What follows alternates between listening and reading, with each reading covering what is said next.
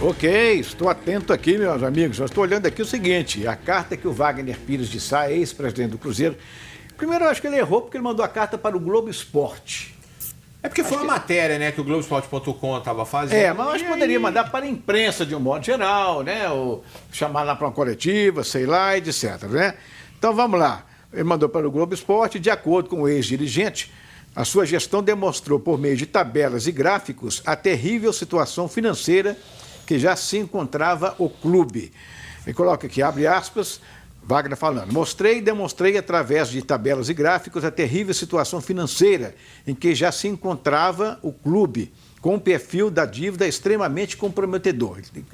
Entre linhas, ele está comprometendo a gestão anterior. A gestão de Gilvan de Pinho Tavares, né? Que ele pegou uma dívida de algo de em torno de 300, quase 400 milhões. Ele coloca aqui, da dívida extremamente comprometedora, um total em torno de 400 milhões de reais. O Cruzeiro teria que pagar quase que de imediato cerca de 300 milhões de reais. A importância é essa, representada por salários, direitos de imagem, bichos atrasados, impostos federais, municipais, a maioria deles já em fase de execução fiscal. Mas por que deixou chegar nesse ponto? É porque agravou, né? Isso é culpa só do Gilvan? Eles não têm culpa no cartório? Pelos salários que eram, né, distribuídos na gestão dele, ele tem uma culpa bem grande também, né? Claro. Há uma situação que o pessoal diz o seguinte, a renovação dos contratos dos jogadores em 2018 superfaturaram o salário dos jogadores em 2018. A renovação do contrato desses jogadores elevaram aí, vamos supor, o cara ganhava 50 mil, eles renovaram com um salário de 100 e foi essa bola de neve. O que a gente sabe também que em janeiro de 2018, quando a administração Wagner Pires de Sá assumiu, eles tiveram que fazer um empréstimo para poder quitar salários atrasados, direitos de imagem da época do Gilvan, e que os jogadores já estavam para entrarem na justiça contra a diretoria nova que estava entrando. Aí eles tentaram contornar, pegaram um empréstimo e quitaram esses salários. Mas aí depois meteram os pés pelas mãos e aí foi o que todos nós já conhecemos, que é esse aumento da dívida. Só para explicar rapidamente para o telespectador, quando a gente fala que o atleta vai entrar na justiça é porque em 3 meses de inadimplência salarial ou sem colher FGTS, a Lei Pelé permite que o atleta peça a rescisão indireta do contrato de trabalho.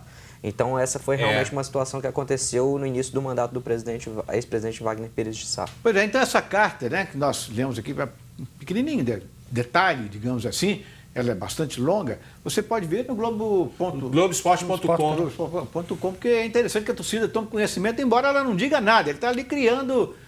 É o que ele sempre já vem falando. Aqui nós pegamos um clube já endividado, mas aí eu volto a dizer, a questão da austeridade. Se você já está devendo muito, para que aumentar ainda mais a dívida? Sabe o que é o principal problema da situação do Wagner, Ruth? É que ele não tem credibilidade mais. Não tem.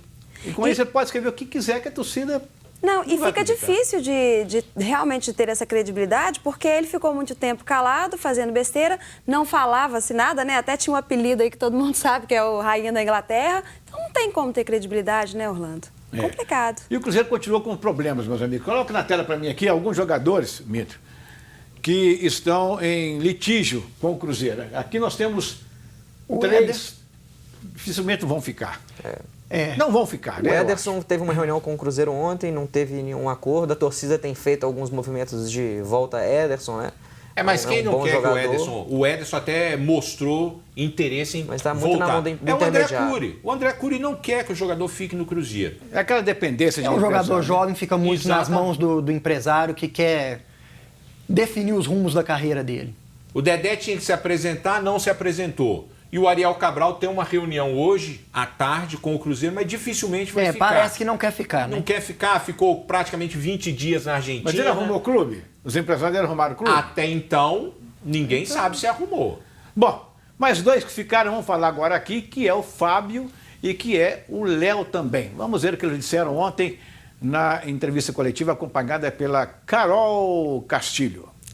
É importante, né, como a gente citou, né, desde o princípio, na reapresentação, na pré-temporada, né, a permanência acho que de pessoas que têm identificação com o clube.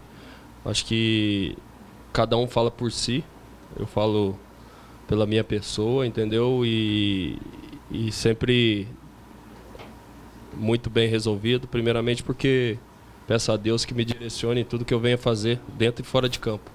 Então passei umas férias tranquilas, dentro de toda a adversidade que a gente teve, né, com o rebaixamento, orando muito e pedindo direção de Deus e paz, que transcende todo entendimento, para que eu pudesse estar apto a voltar, motivado para, junto com todos que amam o Cruzeiro, que fizeram aí essa nova gestão e estão fazendo aí para que o Cruzeiro volte aos trilhos, né?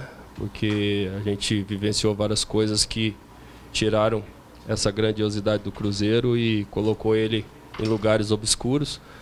Então eu já vim muito bem definido, esperando que eles pudessem resolver com calma outros jogadores, né, que tinham pressa para naquele momento da representação.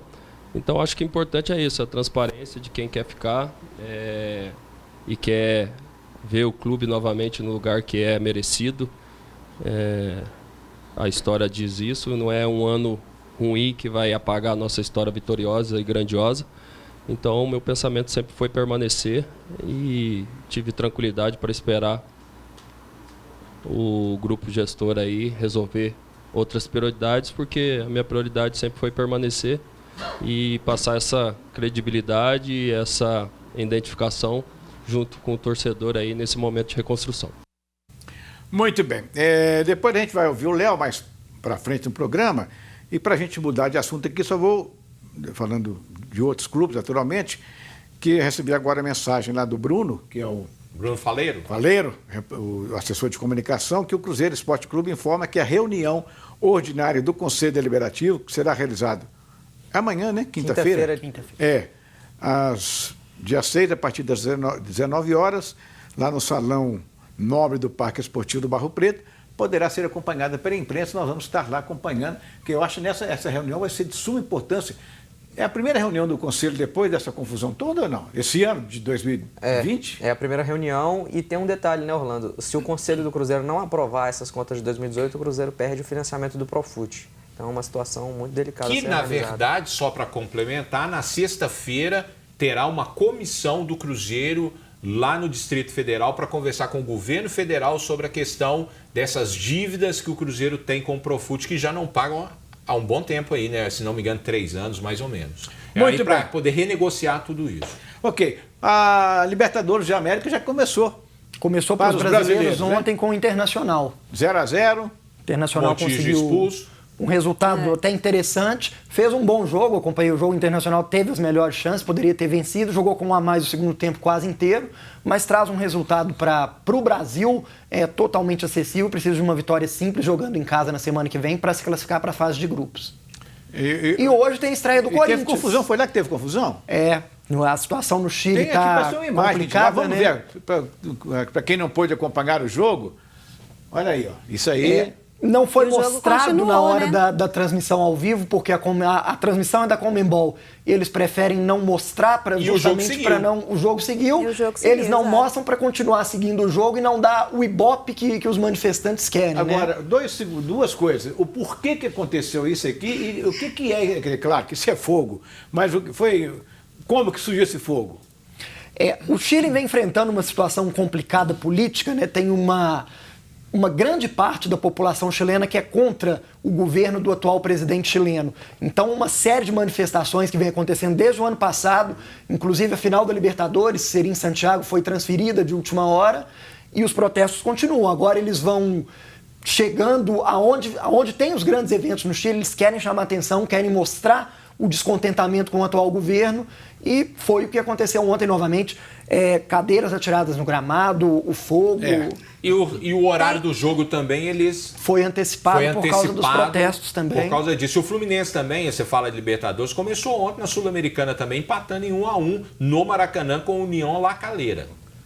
Ok. E hoje Corinthians? Hoje tem Corinthians, né? Novo técnico, uma nova expectativa Tem aí. Vasco também na Sul-Americana também, jogando em São Januário. Então é uma semana de Copa Semana do de Brasil, estreias, né? Libertadores e também Sul-Americana para os brasileiros.